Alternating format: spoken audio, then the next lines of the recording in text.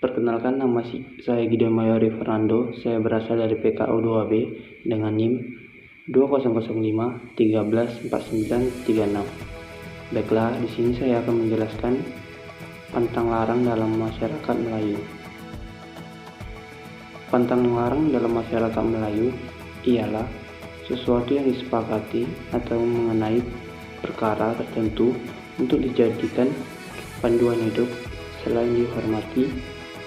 Pantang larang juga sesuatu usaha dalam melahirkan keharmonisan bermasyarakat dan mewakili nilai maupun norma. Mengenai asal-usul pantang larang, ini tidak dapat ditemukan secara jelas lahirnya.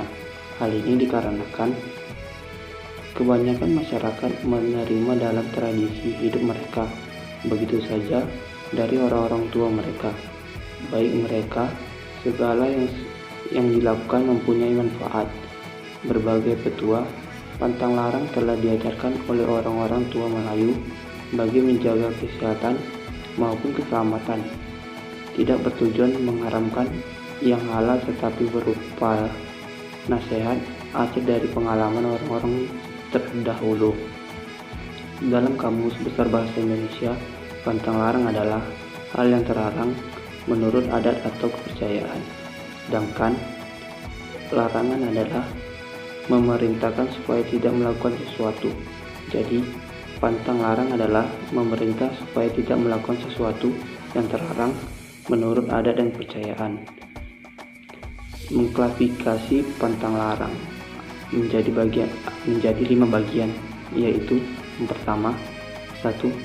Berkaitan dengan keselamatan jiwa, yaitu berkaitan dengan keselamatan kematian, sakit ataupun penderitaan, dan kesialan atau nasas.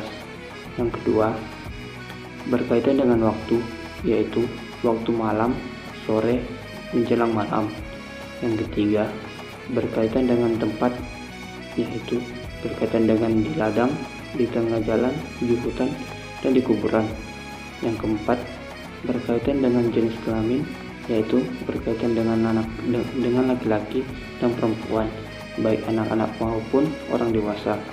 Yang kelima, berkaitan dengan pekerjaan dan aktivitas, yaitu melahirkan dan perawatan bayi, mengurus orang-orang mati, dan ke kuburan, berjalan, sedangkan bermain, bekerja, membuat rumah, sedangkan makan dan minum. Contoh-contoh pantang larang. Yang pertama, 1. Dilarang bermain atau keluar rumah di waktu senja. Akibatnya disembunyikan hantu. Sedangkan logikanya, waktu senja mendekati maghrib, jadi sebaiknya untuk melaksanakan sholat. Yang kedua, dilarang duduk di atas bantal.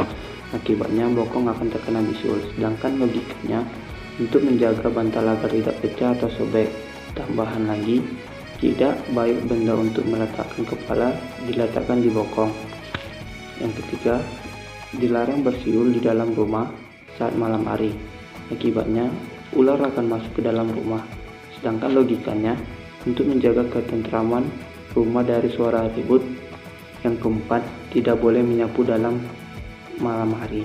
Akibatnya rezeki akan hilang. Sedangkan logikanya akan mengganggu orang yang ingin beristirahat. Yang kelima, jangan tidur di depan pintu. Akibatnya akan dilangkai hantu. Sedangkan logikanya menghalangi dan mempersulit orang yang ingin keluar masuk rumah. Yang keenam, jangan tidur setelah makan. Akibatnya perut akan buncit. Sedangkan logikanya akan mengganggu pencernaan. Yang selanjutnya, jangan makan sambil berjalan. Akibatnya akan sakit perut. Sedangkan logikanya tidak sopan saat makan sambil berjalan. Dan masih banyak pantang larang yang lainnya.